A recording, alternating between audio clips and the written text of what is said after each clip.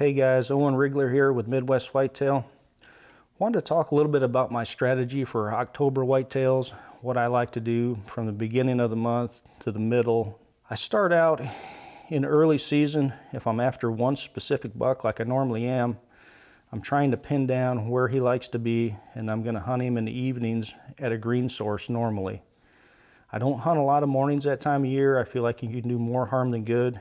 I like to just let him go back to bed and then wait in either a transition area or right on that food source. If he's been showing any signs of daylight at all, I'll be right there on that food source. And that's usually my strategy for the first 10 to 15 days, especially if you get any cold fronts. I'm going to hunt those.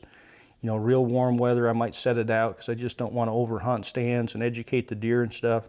As you start getting into the middle of the month or later middle, let's say the 20th, things really start ramping up. Scrape lines, rub lines are really opening up. So if you're running cameras over your scrapes, you probably know where there's a deer that you want to go after. So I would move more to that transition strategy. I mean, you can still stick to the food sources. I mean, it's a good shot as well, but I really like those transition areas, getting a little closer to bed because that's a slow time of year a lot of times.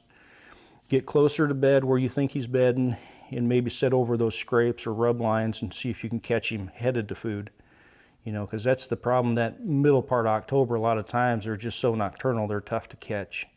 That's where those weather fronts really come in too. So if you get the cold fronts, you definitely want to be out there. Now as we move into the later part of October, then I'm going to start to change up a little bit. Now I want to be on food sources in the evening where I know there's some does are going to be. You know, where you traditionally see your does at, that's where I want to be. You know, every year if you hunt the same farm, you see 4 or 5 does in this area all the time, year after year. That's one area that I'm going to want to be in, and then I'm going to want to couple that with some kind of a pinch point, travel corridor funnel. You know, so if the bucks start cruising, you get really good weather and they're out just ramped up, I want to be able to catch them on that kind of a funnel. You know, if there's no does out, let's say. So you still have an opportunity to catch them just moving through. That's the idea behind the funnel, of course. And then if they're just coming out to bump does or they're following does or whatever, that's why I want to be around some does. So in the evenings, like I said, I'm going to be around a food source. If your bucks are very nocturnal, maybe you're hunting public ground or highly pressured private ground, then I'm going to start moving back toward where I think they're bedding. You know, if you're not seeing them on the food source, then start moving back closer and closer to bedding where you can catch them earlier in the afternoons. Now for the mornings, I'm going to change that up and I'm going to be closer to bedding areas. I'm going to hunt the fringes of bedding areas. Sometimes I'll be right in one on the downwind edge, keeping in mind all these ravines and stuff, you know, your entry and your exit. But that's where I'm going to be at in the mornings. You know, calling starts to really come into play.